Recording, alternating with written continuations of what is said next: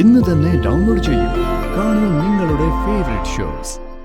ഇനി എന്റെ നേരെയോ എന്റെ കുടുംബത്തിന്റെ നേരെയോ താൻ തന്റെ കുരുട്ട് ബുദ്ധിയായിട്ട് വന്ന എടാ ചെറുക്ക വന്നാ നീ എന്ത് ചെയ്യൂടാ? വന്നാൽ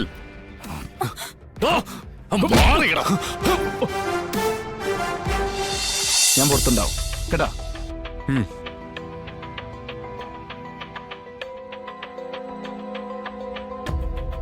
നീ എന്താടാ ആലോചിക്കണേ? അല്ല ഞാനൊന്ന് തയ്യാറെടുക്കുകയായിരുന്നു. എന്നിട്ടിപ്പോ ആവശ്യത്തിലുള്ള ധൈര്യം കിട്ടിയില്ലേ? അല്ല ആശാൻ ഇവിടെ ഉള്ളതുകൊണ്ട് എനിക്കൊരു ധൈര്യമുണ്ട്. എന്നാ സമയം കളയണ്ട, ചെല്ല്. ആ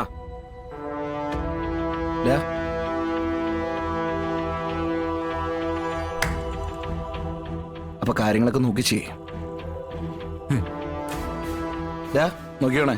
ആ പോവാ വാ.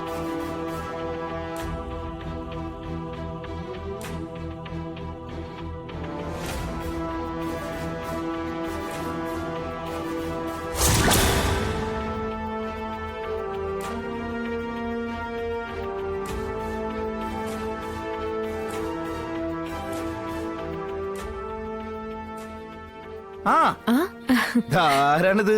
എന്താ ഇവിടെ കേക്ക് ഒക്കെ ഉണ്ടല്ലോ? ബർത്ത്ഡേ? അച്ഛനും അമ്മയ്ക്കുവേ മധുരം അങ്ങനെ കൊടുക്കാറൊന്നുമില്ല. കൊടുത്താ അടുത്ത ദിവസം എന്തെങ്കിലും ക്ഷീണമായിട്ട് ഹോസ്പിറ്റലിൽ കൊണ്ടുപോണ്ടി വരും. അപ്പൊ അത് ശരി. അപ്പൊ അവരെ ഹോസ്പിറ്റലിൽ കൊണ്ടുപോകാൻ വേണ്ടിട്ടാണോ ഈ കേക്ക് വാങ്ങിച്ചോണ്ടോണേ? ഇന്നലെ അവരൊരാഗ്രഹം പറഞ്ഞു, ഒരു കഷ്ണം കേക്ക് കഴിക്കണമെന്ന്. അവരുടെ ആഗ്രഹം നമ്മളോടല്ലാതെ വേറെ ആരോട് പറയാനാ വിഷ്ണു? ഞാൻ പിന്നെ ഒന്നും നോക്കിയില്ല, ഒരെണ്ണം അങ്ങ് വാങ്ങി. പിന്നെ മരുന്നിന്റെ കാര്യമല്ലേ, ആദ്യം അവരുടെ ആഗ്രഹം നടക്കട്ടെ. ഒന്നും വരില്ലടോ. തന്റെ ഈ മനസ്സുണ്ടല്ലോ, അതെന്തായാലും ഈശ്വരനറിയാം. അതുകൊണ്ട് ആ പരിഗണന എന്തായാലും ഈ കേക്കിന്റെ കാര്യത്തിൽ കിട്ടും. അല്ല താനെന്താ ഇവിടെ? പണിക്ക് വന്നാടോ. 2 മണിക്കാർ അകത്തേക്ക് പോണാണ്ടില്ലേ? അവര് നമ്മുടെ ആൾക്കാരാ. ഓ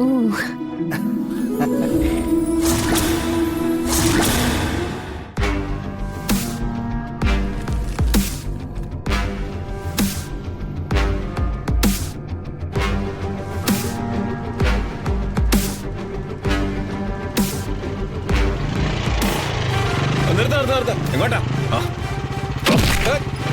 കുട്ടി നോക്കിക്കോടാ.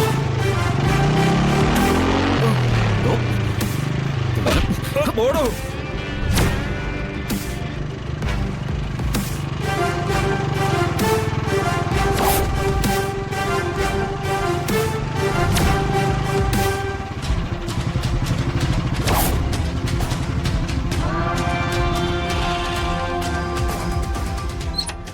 അടങ്ങി നിക്കടാ അവിടെ. എന്താടാ എന്താണ് നിനക്ക് ഇവിടെ കാര്യം?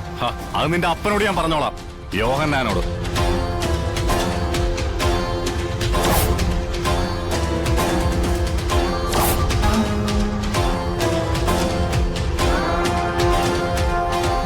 ഇറങ്ങി വാടോ യോഹന്നാനെ, ഇറങ്ങി വാടോ പുറത്തേക്ക്. ഇറങ്ങി വാടോ ഇങ്ങോട്ട്. ഇങ്ങോട്ട് ഇറങ്ങി നിൽക്ക്. നീ എങ്ങോട്ടാണ് ഇടിച്ചേറി പോന്നെ? വീണ്ടും നീ ശിവ,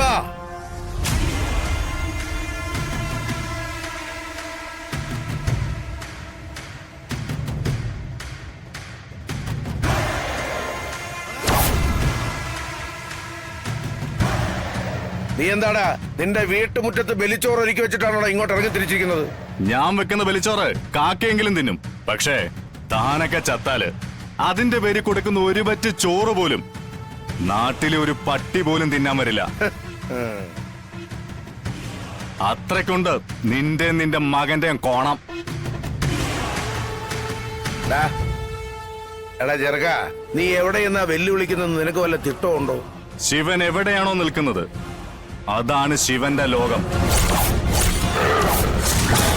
അത് ഭൂമിയിലാണെങ്കിൽ അങ്ങനെ, അതല്ല ആകാശത്തിലാണെങ്കിൽ അതങ്ങനെ. മനസ്സിലായില്ലേ? ഇവിടെ എന്തും പോകും. എങ്കിൽ നീ നരകത്തിലേക്ക് പോകുന്നതായിരിക്കും ഞങ്ങൾക്ക് കുറച്ചുകൂടി ഉചിതം.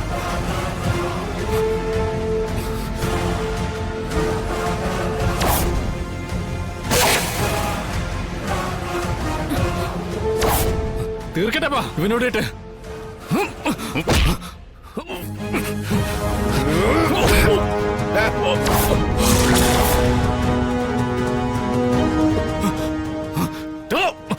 വേണ്ട വേണ്ട.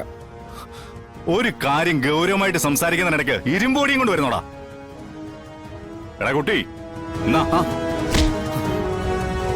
തീർക്കാൻ നീ ആരാടാ? കൊച്ചി രാജാവിന്റെ കൊച്ചുമോനോ? തീർക്കാനും തീരാനും ഉള്ളത് ഈ കുടുംബത്തുള്ളവരാ.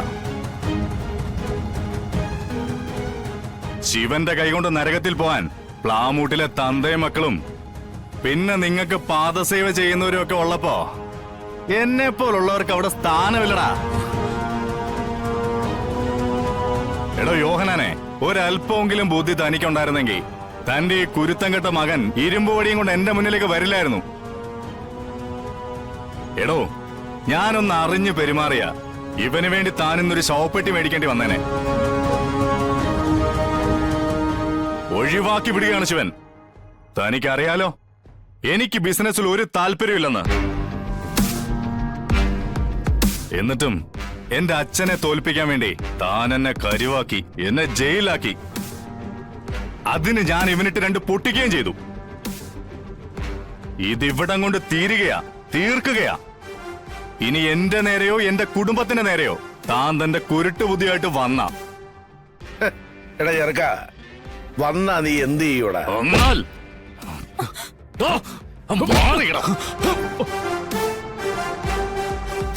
ശിവോഹം മനസ്സിലായില്ലേ? ശിവന് സംഹാരം എന്നൊരു കലാപരിപാടി കൂടി ഉണ്ടെന്ന്. ശിവൻ ഒരുങ്ങി ഇറങ്ങിയ പിന്നെ ചാവടിയന്ത്രമാ. അങ്ങനൊരു ചൊല്ലുണ്ട് എന്നെ കുറിച്ച് നാട്ടും പുറത്ത്. അത് നിനക്കിപ്പോ ഇവിടെ കാണണോ? എങ്കിൽ കൊണ്ടോടാ ശിവന്റെ മൂക്കിന്റെ പാലം തെറിപ്പിക്കുന്ന ഇടി.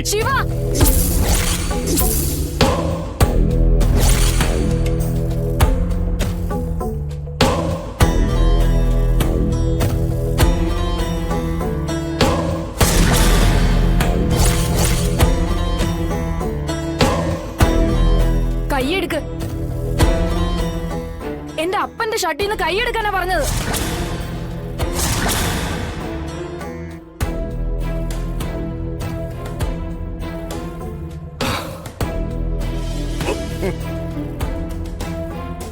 എനിക്ക് വേണമെങ്കിൽ ഇവരുടെ മുമ്പിലിട്ട് നിങ്ങളെ രണ്ടുപേരും തല്ലാം, പേ പിടിച്ച പട്ടികളെ തല്ലുന്ന പോലെ.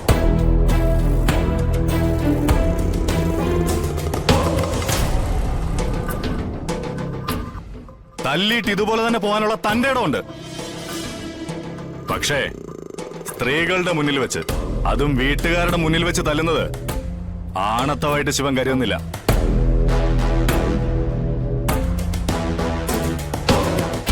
അതുകൊണ്ട് മാത്രം നിന്നെ 2 എണ്ണത്തിന് ഞാൻ വെറുതെ വിടുന്നു.